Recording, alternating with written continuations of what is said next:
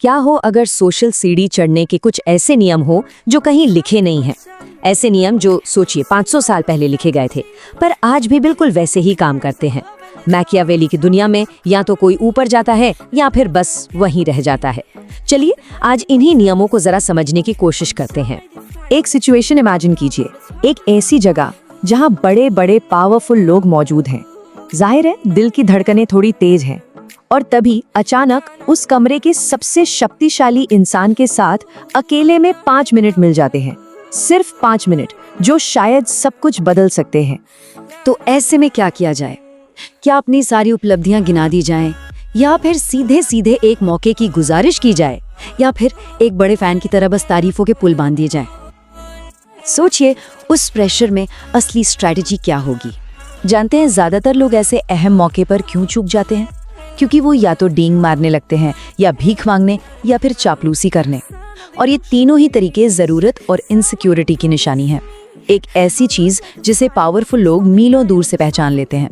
Machiavelli का तरीका बिल्कुल अलग है। वो कहता है डींग मत मारो, सम्मान पैदा करो। भीख मत मांगो, समाधान बनो। और चापलूसी तो बिल्कुल नहीं, एक स्ट्रैटेजिक पार्टनर बनो। और यहीं पर वो कड़वा सच सामने आता है जिसे समझना बहुत जरूरी है। देखिए ये कोई दोस्ताना खेल नहीं है, ये एक स्ट्रेटेजिक सोशल वॉर है। या तो कोई नियम सीख कर ऊपर चढ़ता है या फिर बस पीछे खड़े होकर दूसरों को आगे बढ़ते हुए देखता है। यहाँ बीच का कोई रास्ता है ही नहीं। तो यहीं पर निकोलो मैकियावेली की समझ काम आती है। उन्हें किसी पुराने ऐतिहासिक किरदार की तरह नहीं बल्कि पावर के इन अनलिखे नियमों के आर्किटेक्ट की तरह देखिए।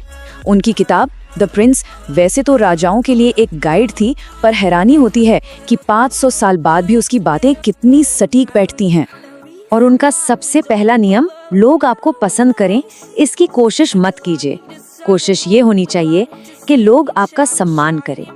स्नेह या अफेक्शन वो तो आज है कल नहीं, लेकिन सम्मान एक मजबूत रिश्ते की नींव होता है। पावरफुल लोग किसी को पसंद करें या ना करें इससे फर्क नहीं पड़ता, पर वो सम्मान जरूर करते हैं। एक पल के लिए सही गलत को भूल जाइए। पावर के खेल में जो असली करेंसी चलती है वो है परसेप्शन, यानी धारणा। पावरफुल लोग बस कुछ ही सेकंड में ये तय कर लेते हैं कि कोई इंसान उनके लिए एक एसेट है या एक बोझ, काम का है या बेकार। और ये फैसला इस पर नहीं होता कि आप असल में कौन हैं, बल्कि इस पर होता है कि आप दिखते कैसे हैं। और ये बात हमें सबसे बड़े, सबसे सुनहरे नियम तक ले आती है। कभी भी पावरफुल लोगों के पास एक प्रॉब्लम बनकर मत जाओ, बल्कि उनकी किसी प्रॉब्लम का सॉल्यूशन बनकर जाओ। जिस पल कोई अपनी जरूरत दिखा देता है उसी पल वो ये खेल हार जाता है। चलिए देखते हैं कि मास्टर्स ने इसे कैसे किया। एंड्रू कार्नेगी की कहानी लेते हैं। जब वो एक नौजवान थे, पहला स्टेप उन्होंने ध्यान से देखा।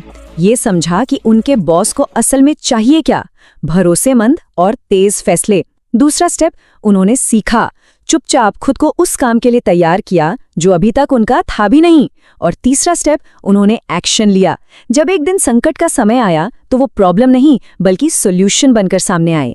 और नतीजा, वो अपने बॉस के लिए इंडिस्पेंसिबल बन गए। मतलब उनके बिना काम ही नहीं चल सकता था। उन्होंने अपनी कीमत साबित की, मांगी नहीं। यही चीज आज भी काम करती है। एयरबीएनबी के फाउंडर्स को देखिए, वो सीधे पैसे मांगने नहीं गए। उन्होंने इन्वेस्टर पॉल ग्राहम को अपना जुगाड़ दिखाया, मतलब अपनी क्रिएटिविटी और कभी हार न मानने वाली जिद। और ग्राहम ने उनके आइडिया में नहीं, उनकी इसी जिद में इन्वेस्ट किया। वो जानते थे कि ये लोग कोई न कोई रास्ता निकाल ही लेंगे। ठीक है, तो एक बार पहला कनेक्शन बन गया। अब क्या? अब खेल और भी ज्यादा बारीक हो जाता है। अब बात सिर्फ सॉल्यूशन बनने की नहीं है, बल्कि परसेप्शन और अलायंस यानी कि धारणा और गठबंधनों की कला में माहिर होने की है। चलिए अब एडवांस टैक्टिक्स की बात करते हैं। अपनी प्रेजेंस को मैनेज करने की ये 4 नियम हैं। पहला, उनकी दुनिया को कॉपी करो, मतलब उनकी एनर्जी और उनकी भाषा से तालमेल बिठाओ। दूसरा, थोड़ा रहस्य बनाकर रखो, अपने सारे पत्ते एक साथ मत खोलो। तीसरा, विनम्रता में अपनी महत्वाकांक्षा छुपाओ, मतलब दिखो धैर्यवान लेकिन एक्शन में बनो निर्णायक। और चौथा, अपनी विजिबिलिटी कंट्रोल करो। याद रखो, जो चीज कम मिलती है उसकी कीमत हमेशा ज्यादा होती है। एक और बात, खोखली, चापलूसी और स्ट्रैटेजिक तारीफ में जमीन आसमान का फर्क है। आप बहुत शानदार हैं, ये बात तो हवा में खो जाती है, लेकिन उस मुश्किल सवाल को आपने जिस तरह संभाला वो कमाल था। ये दिखाता है कि कोई सिर्फ तारीफ नहीं कर रहा, बल्कि सामने वाले के स्किल को समझता है। इससे उन्हें लगता है कि उन्हें सच में देखा और समझा गया है। मैकियावेली ने एक दिलचस्प शब्द इस्तेमाल किया था, अदृश्य राजकुमार। ये कोई राजा महाराजा नहीं है, ये है पावरफुल लोगों के आसपास के गेटकीपर्स, उनके एग्जीक्यूटिव असिस्टेंट, उनके भरोसेमंद सलाहकार। अक्सर सीधे बॉस को इम्प्रेस करने से ज्यादा जरूरी होता है इनका भरोसा जीतना, क्योंकि असल में यही लोग तय करते हैं कि कौन अंदर आएगा और किसकी बात बॉस तक पहुंचेगी। और ये एक ऐसा नियम है जिसे कभी भी नहीं तोड़ना चाहिए। अपने बॉस से ज्यादा चमकने की कोशिश मत करो। किसी सीनियर को असुरक्षित महसूस कराना, भले ही कोई ज्यादा काबिल क्यों ना हो, एक बहुत बड़ी गलती है। पावर के ईगो को चोट पहुंचाना हमेशा उल्टा ही पड़ता है। अपनी जीत को उनकी जीत बनाकर पेश करो। और अब आखिरी नियम, वो नियम जो बाकी सब को एक साथ बांधता है। और ये किसी एक्शन के बारे में नहीं है, बल्कि सोच के बारे में है। ये है पावर की मानसिकता। एक बात हमेशा याद रखनी चाहिए, इनसिक्योरिटी की गंध घमंड से भी ज्यादा तेज आती है। पावर हमेशा पावर का सम्मान करती है। इसलिए जब भी उस कमरे में एंट्री हो तो मंजूरी का इंतजार नहीं करना है। ऐसे बर्ताव करना है जैसे वो पावर पहले से ही हमारे पास है।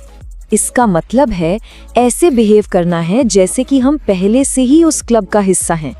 उस ठग विक्टर लस्टिग को याद कीजिए, उसने एफिल टावर को 2 बार बेच दिया था, किसी जादू से नहीं, बल्कि सिर्फ इस अटूट विश्वास से कि वो एक सरकारी अधिकारी है। अब जरा सोचिए, उस लेवल का कॉन्फिडेंस अगर असली टैलेंट के साथ जुड़ जाए तो वही असली पावर है। तो अंत में सवाल बस इतना ही है, इस दुनिया के अपने नियम हैं। क्या हम उनके बारे में शिकायत करते रहेंगे या फिर उन नियमों को सीखकर उनके जरिए जीतना सीखेंगे? फैसला हर किसी को खुद करना है।